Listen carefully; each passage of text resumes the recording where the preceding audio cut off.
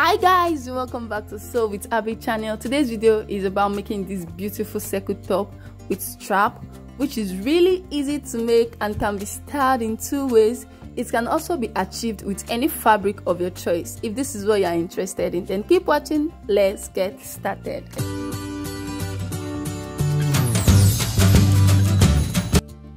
For this tutorial, these are the materials I'll be making use of.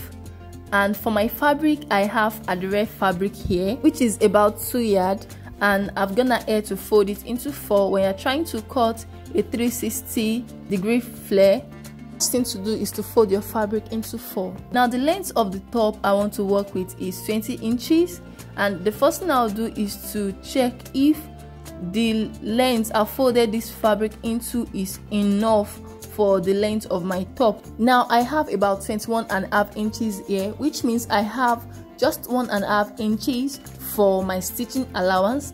The other side of this fabric is obviously more than the measurements I need, so I'll go ahead now to measure the 21.5 inches round the fold of this fabric. Now this is the way you cut a 360-degree flare, that is a circle flare.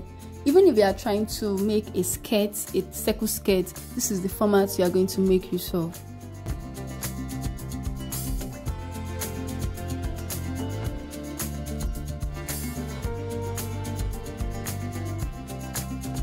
Now I will go ahead to cut on the line.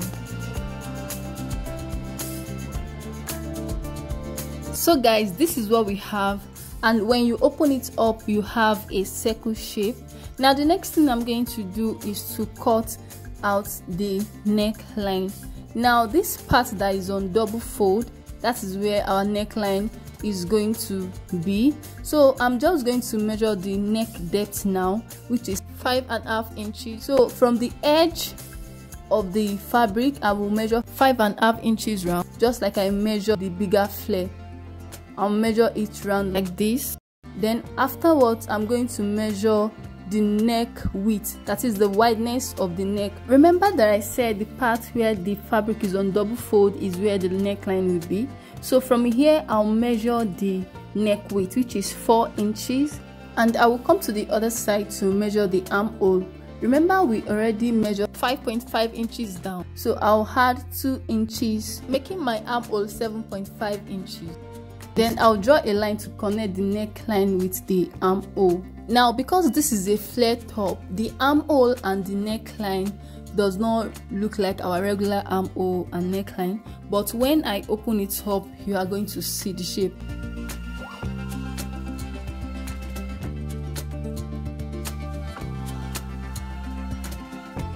Okay guys, this is the neckline and this part is the armhole.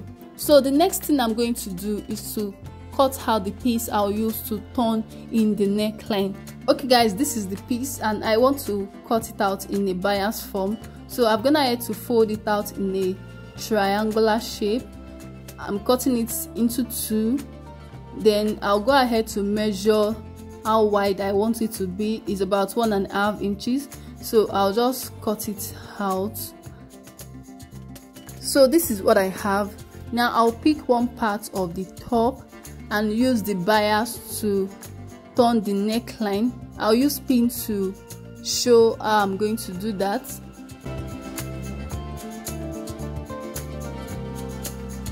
I'll cut out the excess. Now I'll take it to the sewing machine to stitch it down. Then after stitching, I'll turn it in to top stitch. Okay guys, this is what I have. I've turned in the neckline for both the front and the back pieces. The next thing I'm going to do now is to work on the armholes. So I'm going to turn in the armhole just like I did the neckline. The only difference is that from the armhole, the bias is going to extend to form the strap. Remember when I was cutting, I went down by 5.5 inches. So I'm going to replace the 5.5 inches and measure what I have at the armhole. Now I have 13 inches, which means 13 inches for only one part. When I'm cutting the bias for the 2 parts, I'll be cutting out 26 inches. Okay guys, this is the bias. So I'll pick one piece of this top and then I'll attach the bias starting from the armhole. I will pin it first to show us exactly what I want to do. So after stitching this side, I will turn it and top stitch, and then I'll top stitch all the way through the strap. This is the strap right now. I'll pin it as well. Then I'll bring in the second piece and do exactly what I did to the first piece. When I'm done stitching, this is exactly what I am going to have. Now you can see that the 5.5 inches removed earlier is back in form of strap. Now I'll stitch this part and then stitch the other part as well.